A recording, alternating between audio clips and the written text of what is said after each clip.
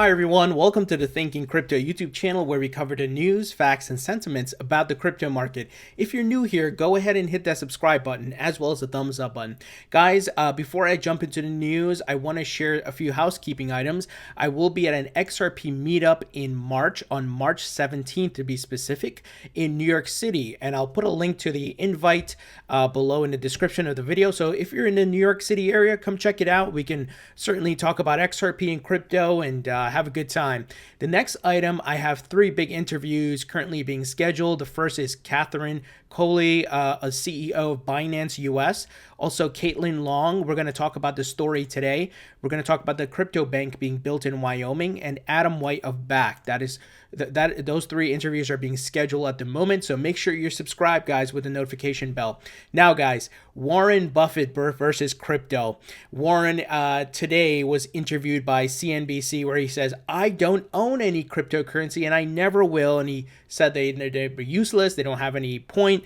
And this is surprising. And I'm going to go through my theories about Warren's position, because you all know he met with Justin's son. He had the dinner. Justin talked to him about crypto, even gave him some crypto. So this is very interesting, the statements he made. Let me play you a quick clip here. Lucas writes in, he said, did Justin's son change your mind on cryptocurrencies? For anybody who doesn't know, Justin's son bought the dinner or the lunch that you just had from the last Glide Foundation fundraiser. He is actively involved in Bitcoin.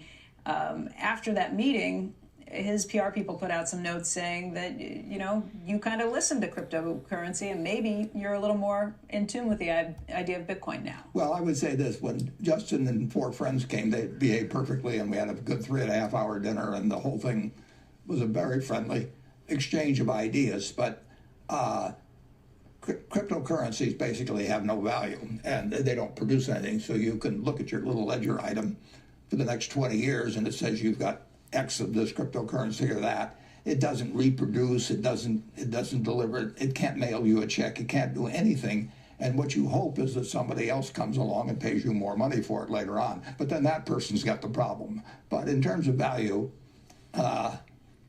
zero. So it sounds like he did not change your position. No, but I didn't change his either. And I had a very pleasant dinner, and those people they behaved more than well. And they gave 4.6, or Justin gave 4.6 million to Glide, and that will buy a lot of meals and provide a lot of beds for people in San Francisco. So I thank him. He gave you some Bitcoin. What's it feel like to be a Bitcoin owner? I don't have any Bitcoin. You don't? No. Okay. No. Guys, see what's happening there? He kind of got nervous and it was like, he does not want to say he owns Bitcoin, even if someone gave it to him. So that's going to lead to one of my theories. But let me keep playing it for you here. You don't own Bitcoin. No, I do not own one. I don't own any cryptocurrency. I never will. And in the end, I may start a Warren currency. Maybe I can create one, and I'll say there's only going to be 21 million of them, and you can have a little ledger sheet from me and everything that says you have it, and you can have it after I die, but you can't do anything with it except sell it to somebody else.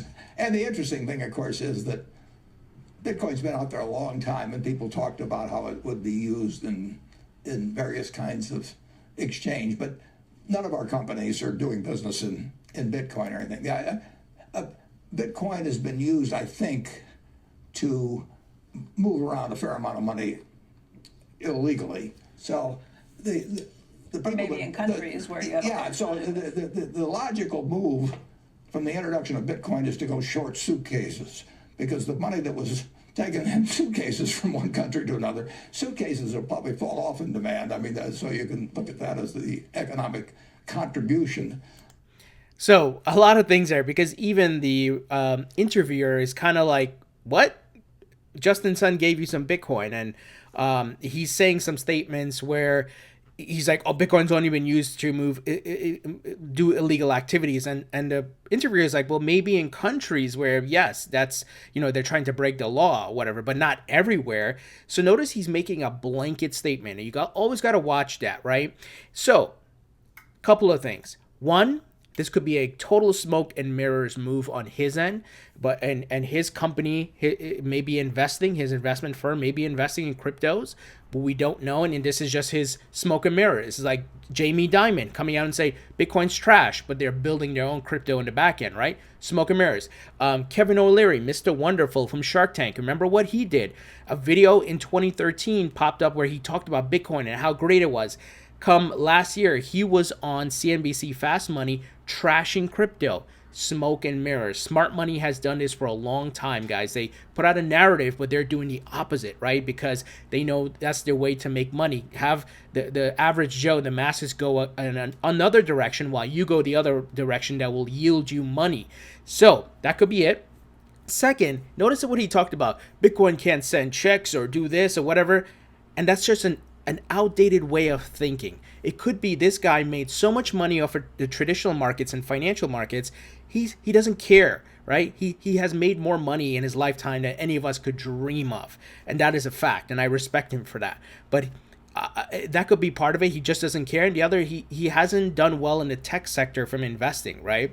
So he could just be outdated, guys, where he doesn't care about future emerging markets because he's made his money in the traditional way. And he's also very old. I'm just being realistic. The way he reacted, though, with how she asked him, you don't own any Bitcoin? I thought Justin gave you some Bitcoin. The way he got nervous tells me I'm leaning towards he's lying. And look, he's out to make money. And if you want, that's how the smart money has operated, guys. We've seen it time and time again. So I think that's what it is. And I want to give you another example. Someone who's a billionaire who made a lot of money with Microsoft also failed to see the emerging markets and the new technology that was coming. Many of you may have seen this clip where Steve Ballmer, of course, formerly with Microsoft, made millions of dollars. He owns the LA Clippers NBA team now. He laughed at the idea of the iPhone. And let me play the clip here for you. Steve, let me ask you about the iPhone and the Zune, if I may. The Zune is getting some traction, and Steve Jobs goes to Macworld and he pulls out this iPhone. What was your first reaction when you saw that? $500 fully subsidized with the plan? I said, that is the most expensive phone in the world, and it doesn't appeal to business customers.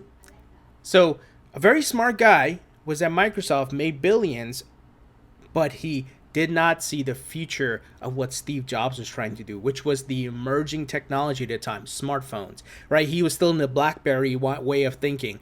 Oh, corporate people are not going to use this. You can't do this, and it doesn't have buttons. But we all use smartphones now, right? That is where you got to think differently. But these guys, sometimes they've been so successful in the traditional way of doing things, it's hard for them to change and to see change that's coming. And I believe that's part of what's going on here. But I also, my gut is telling me this guy, Warren, is lying. The way he got nervous, even he couldn't even say, yeah, Justin gave me some Bitcoin, but I'm not buying it, right? He could have said that. It's that simple. Yeah, he sent me some, but I don't know what to do with it. I'm not buying it. Right? Instead, he's like, I don't own any crypto. I never will. That tells the body language, the way he reacted, tells me something's up here. So this is where you got to read the facts, right? Watch what they're doing, not so much what they're saying. And we're seeing millions of dollars yesterday pouring into the market. Yesterday, I shared with you guys a JP Morgan report talking about blockchain is leading us to digital money. JP Morgan report.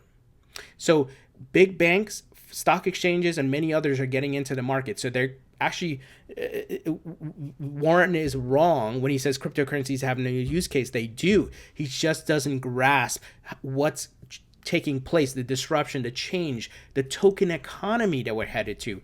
And like I said, part of it is, I can't blame him. He made his money in a different way. Now, in contrary to what Warren is saying, blockchain pioneer Caitlin Long to build crypto bank in Wyoming. Many of you know Caitlin. I've interviewed her 2 times on my channel. Check out the interviews playlist on my channel. And they're going to be building a crypto bank in Wyoming because Wyoming is leading the charge in the states on crypto regulations, guys. And, we wish the federal government would do it so that all states can participate, but Wyoming is taking the lead. So the U.S. may soon get its first dedicated bank for digital assets. So I'm going to interview Caitlin. I'm setting up the interview, and we're going to talk about it, guys. But let me give you the details. A Wyoming corporation founded by blockchain legislative champion and Wall Street veteran Caitlin Long is preparing to apply for a special purpose depository institution, SPDI, charter with the state's division of banking.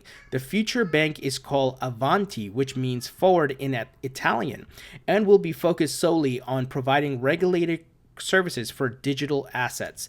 The company, formed January 6th, has already raised $1 million in seed funding, so they're getting the investments.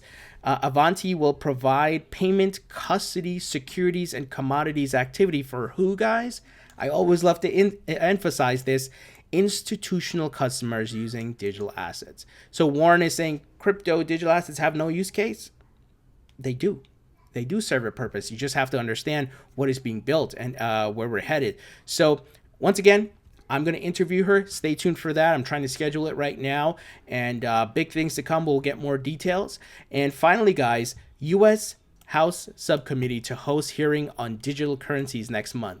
The cryptocurrencies, this new asset class, is getting so big, the government is having nonstop dialogue. We're seeing a hearing almost every month. The IRS is holding their own committee meeting. The Congress is talking about it. Steve Mnuchin of the U.S. Treasury is talking about it. Trump tweeted about it. It can't be ignored anymore, guys. And this is why I said, be careful with what this guy is saying, because he could be using smoke and mirrors. It's crap. It's garbage. If it's crap and garbage, why is the big money investing in it? Sure, Warren is not, well, so he says, but why is Fidelity? Why is the parent company of the New York Stock Exchange? Why is TD Ameritrade and many others, all these hedge funds, investing in it? Why are the governments talking about it? Why are they putting out regulations? Are they for nothing? Is it just all fairy dust and imagination here? No. And this is where, guys, if Warren is playing the game of smoke and mirrors, good for him in a way, because he knows what he has to do to make money. And I'm glad I'm on the right side. And I'm here early, guys. So Congress is set to host its latest hearing on digital currencies late next month. The U.S. House Committee on Financial Services Subcommittee of National Security, International Development, and Monetary Policy will host a hearing on the review of domestic and international approaches to digital currencies. That's interesting. I wonder why, guys. That's because crypto is here to stay. It's not going anywhere. It's only going to continue to grow, this new asset class. So, guys, what do you think about this? Do you think Warren is playing games with us here? It's very possible. Or it could be, like I said, he's just so pigeonholed in his, I've made billions off of the stock market and the financial world that I don't care about it, right? Could be. And then, of course, cryptos are a threat to his current investments in the current financial system. If you think about it, it's disruption, right? So it could be that he's like, whatever, it's garbage, because he doesn't want to see it happen, but it's going to happen anyway, right? Change is inevitable, guys, and technology continues to grow and change. So what do you guys think? Leave your thoughts and comments below. Thumbs up if you like this video. Please subscribe if you haven't already, and I'll talk to you all later.